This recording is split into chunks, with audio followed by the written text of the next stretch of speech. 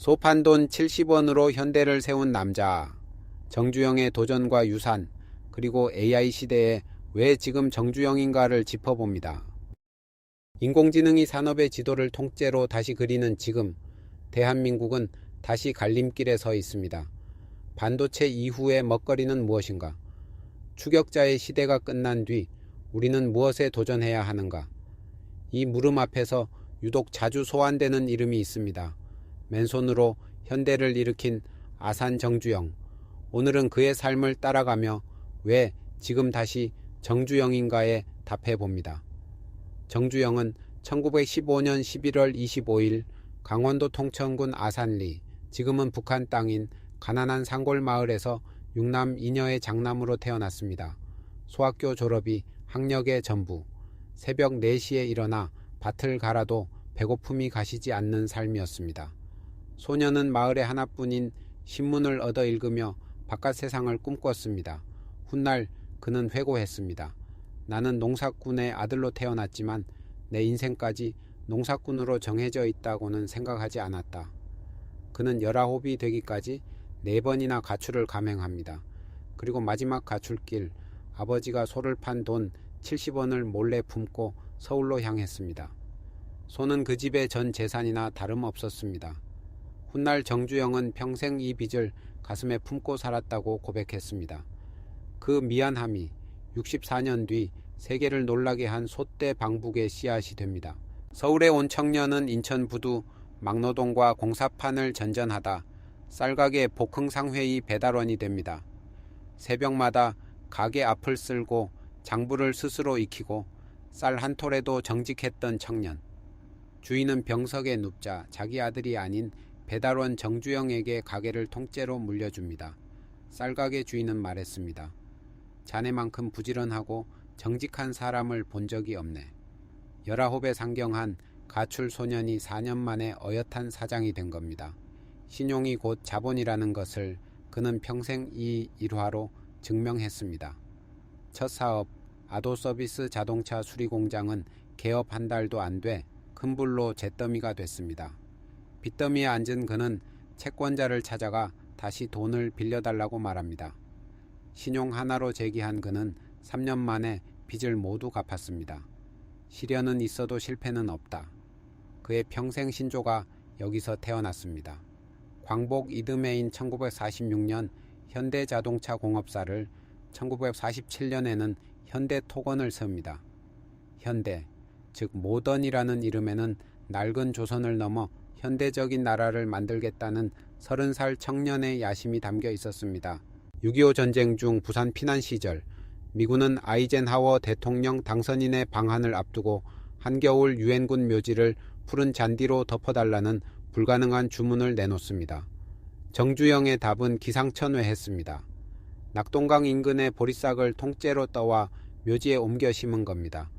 겨울 묘지는 하루아침에 푸르게 변했고 감탄한 미군 장성은 물었습니다. 어떻게 이런 생각을 했소?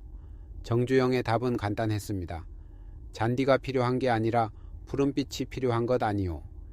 이후 미군 공사는 현대로 쏟아졌습니다. 그러나 1953년 낙동강 고령교 복구공사는 그를 파산 직전까지 몰고 갔습니다. 전쟁 직후 살인적인 물가 폭등으로 공사를 할수록 손해가 커졌지만 그는 동생의 집까지 팔아가며 공사를 끝냈습니다. 계약을 지키기 위해 전 재산을 던진 겁니다. 미련한 선택처럼 보였지만 정부와 발주처들은 현대는 손해를 봐도 약속을 지킨다는 사실을 기억했습니다. 이 신용이 이후 경부고속도로 중동 진출로 이어지는 현대 신화의 미천이 됐습니다. 1968년 세계은행조차 시기상조라던 경부고속도로 건설이 시작됩니다. 서울에서 부산까지 4버 28km. 정주영은 공사기간 내내 현장 지프에서 새우잠을 자며 지휘했고 대한민국은 이 대동맥을 2년 5개월이라는 세계 최단기간, 킬로미터당 약 1억 원이라는 세계 최저 비용으로 뚫어냈습니다. 당시 현대는 전체 구간의 5분의 D를 맡은 최대 시공사였습니다. 그 속도의 그늘에는 희생도 있었습니다. 난공사였던 당제터널 등에서 77명의 건설 역군이 목숨을 잃은 겁니다. 금강휴게소, 위령탑에는 지금도 그들의 이름이 새겨져 있습니다. 정주영은 훗날 그 이름들 앞에서 오래 고개를 숙였다고 회고했습니다. 길이 뚫리자 산업이 달리기 시작했습니다. 전국이 일생활권으로 묶였고 물류비가 급감하며 수출 항국의 엔진이 걸렸습니다. 한강의 기적은 이 아스팔트 위에서 가속 페달을 밟았습니다. 1971년 정주영은 아무것도 없는 울산 미포만 백사장 사진 한 장을 들고 영국 런던으로 날아갑니다. 조선소를 지을 테니 돈을 빌려달라. 배를 만들어 본 적도 없는 나라의 사업객에 바클레이즈 은행이 던진 것은 싸늘한 의심이었습니다. 당신네 나라가 무슨 수로 26만 톤짜리 배를 만든다는 거요. 조선소도 기술도 경험도 없지 않소. 그때 정주영이 꺼낸 것이 그 유명한 500원짜리 지폐입니다. 지폐에 그려진 거북선을 가리키며 그는 말했습니다. 우리는 영국보다 300년 앞서 철갑선을 만든 민족이요. 잠재력은 그대로요. 이 한마디의 상대는 마음을 돌렸고 차관의 길이 열렸습니다. 그는 한 걸음 더 나아가 그리스 선주 리바노스에게서 아직 존재하지도 않는 조선소의 유조선 2척을 선주문 받아냅니다.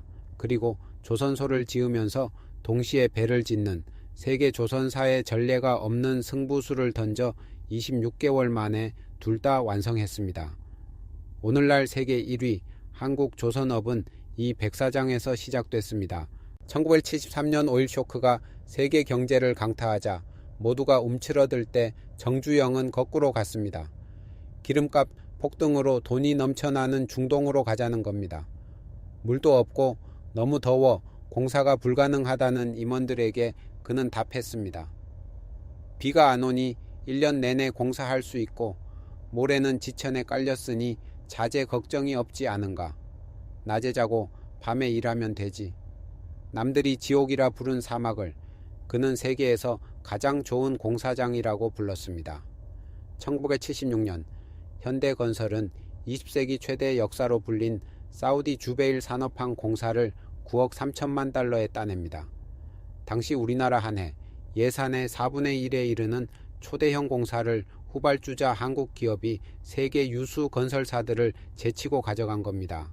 더 놀라운 것은 공법이었습니다.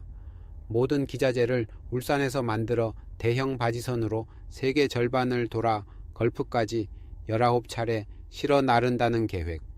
세계 건설업계가 미친 짓이라 했지만 현대는 단 한 건의 사고 없이 해냈고 공기까지 앞당겼습니다. 오일 쇼크의 위기는 그렇게 외화박스가 되어 돌아왔습니다. 이엔 1976년은 또 하나의 이정표를 남겼습니다. 대한민국 최초의 고유 모델 자동차 포니의 탄생입니다.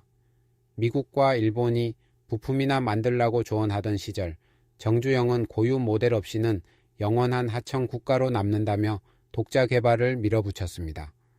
포니는 에콰도르로의 첫 수출을 시작으로 한국을 자동차 생산국의 반열에 올렸고 10년 뒤 엑셀은 자동차의 본고장 미국 땅을 밟았습니다. 미국 언론이 싸구려 차라고 조롱하던 그 브랜드는 오늘날 판매량 세계 3위의 현대자동차그룹이 됐습니다. 무모하다던 도전이 반세기 만에 본고장을 추월할 기세로 자란 겁니다. 임원들이 불가능하다고 고개를 저을 때마다 정주영이 던진 한마디가 있습니다. 이봐, 해봤어? 해보기나 했느냐는 이 짧은 물음은 도전 앞에 움츠러드는 모든 순간을 겨냥한 그의 평생 철학이었습니다. 기발한 역발상은 나이가 들어도 녹슬지 않았습니다. 1984년 서산 간척지 물막이 공사. 초속 8m의 급류에 바위도 쓸려 나가자 그는 고철로 사둔 23만 톤급 폐유조선을 끌어와 물길을 막자고 제안합니다. 세계토목 교과서에 정주영 공법으로 실린 이 아이디어로 여의도 33배의 국토가 새로 생겼습니다. 뉴스위크와 타임은 이 기상천외한 공법을 앞다투어 보도했고 세계 유수의 대학 교재에 실렸습니다. 1981년 서독 바덴바덴에서는 민간 유치위원장을 맡아 88 서울올림픽을 가져왔습니다. 로비가 아니라 발품이었습니다. IOC 위원들의 숙소에 매일 꽃바구니를 보내고 한국의 진심을 담은 자료를 일일이 들고 뛴 끝에 개발도상국 서울은 나고야를 52대 27로 눌렀습니다. 1988년 서울올림픽은 전쟁의 폐허라는 한국의 이미지를 지우고 세계 무대 항항의 기적을 각인시켰습니다. 고속도로와 조선소, 자동차와 올림픽까지 대한민국 압축 성장의 결정적 장면마다 정주영의 이름이 있었습니다. 물론 그의 삶에 성공만 있었던 것은 아닙니다. 1992년 77세의 정주영은 통일국민당을 만들어 대통령 선거에 도전했다가 낙선합니다. 이후 정치 보복성 세무조사에 시달리며 기업인의 정치 참여가 남긴 대가를 혹독하게 치렀습니다. 그러나 그는 이 시련마저 담담히 견뎌냈습니다. 그리고 1958년 6월 16일 세계가 지켜보는 가운데 83세의 정주영은 소 500마리를 실은 트럭 행렬과 함께 판문점을 걸어서 넘습니다. 아버지의 소 판 돈 70원에 대한 빚을 1001마리의 소떼로 갚으러 가는 길이었습니다. 한 마리를 더한 것은 1000마리로 끝이 아니라 이제 시작이라는 뜻이었습니다. 그는 판문점에서 말했습니다. 한 마리의 소가 1000마리의 소가 되어 그 빚을 갚으러 꿈에 그리던 고향 산천을 찾아간다. 이 세기의 이벤트를 두고 프랑스 석학기 소르망은 20세기 최후의 전위예술이라 불렀습니다. 소떼 방북은 금강산 관광과 개성공단으로 이어지며 꽁꽁 얼어붙었던 남북교류의 물꼬를 텄습니다. 실향민 소년의 사무친 귀향이 민족의 길을 연 겁니다. 2001년 3월 21일 정주영은 86세로 눈을 감았습니다. 세계적 재벌의 유품은 소박했습니다. 수십 년 된 금성-TV, 구비달하, 3번을 갈아, 신은 구두, 낡은 소파. 부유한 노동자를 자처하며 천군동 자택에서 개동사옥까지 걸어서 출근하던 그다운 마지막이었습니다. 빈소에는 재개와 정개는 물론 그의 트럭을 몰던 기사와 공사장 인부들까지 조문 행렬이 이어졌습니다. 그가 남긴 유산은 오늘도 대한민국 경제의 등뼈입니다. 판매량 세계 3위의 현대자동차그룹, 수주잔량 세계 1위의 HD현대와 한국조선업, 해외 수주 누적 1조 달러를 넘본 건설 강국의 위상까지 모두 그 백사장과 아스팔트에서 출발했습니다. 식민지와 전쟁의 폐허에서 세계 10위권 경제로 이른바 한강의 기적은 결코 기적이 아니었습니다. 해봤어라고 묻고 정말로 해본 사람들이 흘린 땀의 총합이었습니다. 그 세대가 닦은 길 위에서 반도체와 K콘텐츠, 방산과 원전이 달렸습니다. 그리고 그 물음은 지금 우리에게 되돌아오고 있습니다. 지금 세계는 AI 대전환의 한복판에 있습니다. 반도체 이후의 성장 엔진을 묻는 질문에 대한민국은 아직 뚜렷한 답을 내놓지 못하고 있습니다. 빠른 추격자 전략은 수명을 다했고 이제는 아무도 가보지 않은 길을 먼저 걷는 개척자의 시간입니다. 백사장 사진 한 장으로 조선소를 세운 그 상상력이 다시 필요한 이유입니다. 공교롭게도 그 유산은 이미 미래를 향하고 있습니다. 정주영의 현대자동차 그룹은 로봇 기업 보스턴 다이내믹스를 품고 휴머노이드와 자율주행에 도전하고 있고 그의 조선소는 AI 자율운항 선박을 짓고 있습니다. 소판돈 70원의 DNA가 로봇과 AI의 시대에도 해봤어를 외치고 있는 겁니다. 정주영은 생전에 이렇게 말했습니다. 나는 그저 부유한 노동자일 뿐이다. 그리고 이런 말도 남겼습니다. 길을 모르면 길을 찾고 길이 없으면 길을 닦아야 한다. AI라는 미지의 대륙 앞에선 오늘의 대한민국에게 이보다 정확한 나침반은 없을지도 모릅니다. 소판돈 70원을 품고 고향을 떠난 소녀는 소 1001마리와 함께 금의환향했고 그 사이 대한민국은 세계에서 가장 가난한 나라에서 산업강국이 됐습니다. 한 사람의 도전이 한 나라의 지도를 바꾼 셈입니다. 통천의 가난한 소년이 걸었던 그 길이 그대로 대한민국 현대사가 됐습니다. 시련은 있어도 실패는 없다. 그 말은 이제 우리 모두의 몫으로 남았습니다. 여기까지 아산 정주영의 삶과 유산이었습니다. 본 영상은 공개된 역사 자료와 보도를 요약한 교양 콘텐츠입니다. 시청해 주셔서 감사합니다.